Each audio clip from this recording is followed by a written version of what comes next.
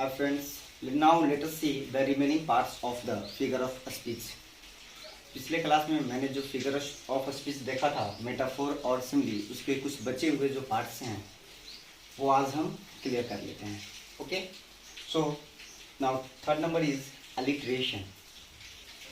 Alliteration having the same first consonant sound.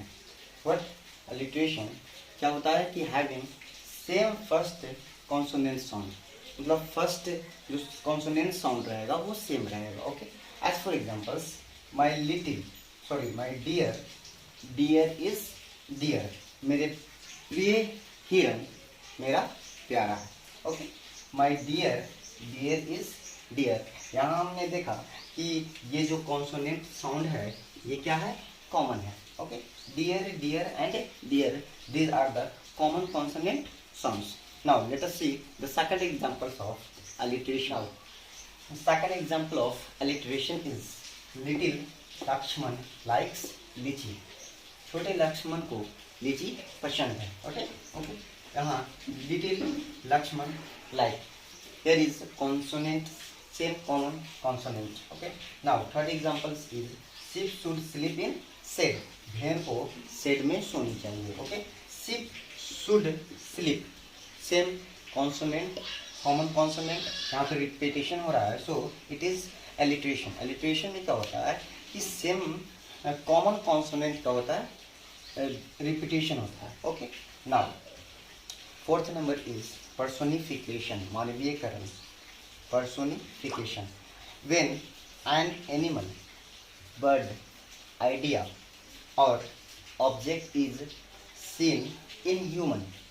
When an animal, bird, idea or an object is seen in human, कोई भी चीज़ को, जैसे idea हो या कोई ऑब्जेक्ट हो या ये पर्सोनिफिकेशन, किसी भी बर्ड, आइडिया और एनिमल के ऑब्जेक्ट को हम ह्यूमन अपने रूप में देखते हैं, ह्यूमन में जो देखा जाता है जनरली, उसी को हम क्या कहते हैं, पर्सोनिफिकेशन, मानवीयकरण. Okay, The moon smiled upon the river.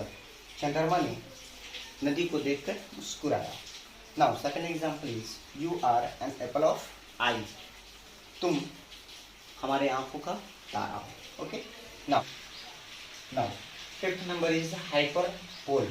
What is hyperbole? मतलब किसी भी चीज को, किसी भी बात को बढ़ा चढ़ाकर बोलना हाइपरबोल कहलाता है. It means that more than required, that is exaggeration. किसी भी चीज़ को हद से ज़्यादा बढ़ाकर बोलना उसको एग्जेजरेशन बोला जाता है, more than required. Okay, as for examples I would move mountain for you, मैं तुम्हारे लिए पहाड़ को हिला सकता हूँ. Okay, I would move mountain for you. Now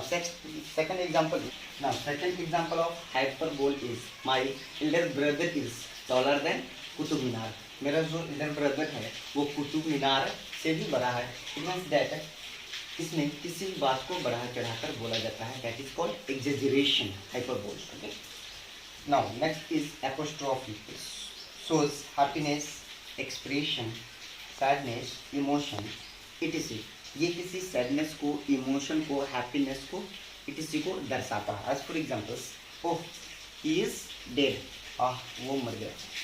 hurray we have won the match, ah हमने मैच जीत लिया.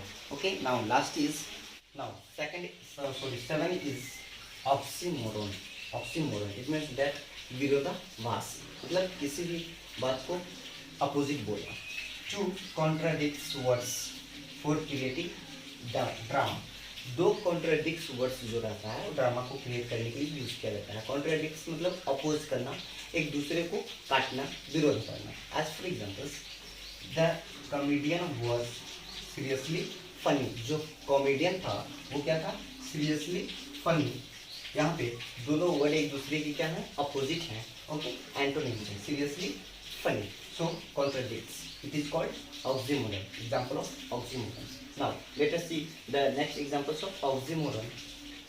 Do you have the original copies? Do you have the original copies? Here is original and here is copies. It means that real. It means that virtual. So here is contradicts words. It means that oxymoron. क्या यहाँ पे ऑक्सीमोरॉन्स। ऑक्सीमोरॉन्स में क्या होते हैं कि दोनों words जो रहते हैं एक दूसरे के अपोजिट रहते हैं। Okay, thank you. I hope हमारी वीडियो आपको अच्छी लगी और आशा करता हूँ इससे भी और बेहतर आप लोगों के लिए मैं वीडियो बनाता रहूँगा। अगर आप मेरे चैनल पे नए हैं तो प्लीज़ मेरे चैनल को सब्सक्राइब कर दें।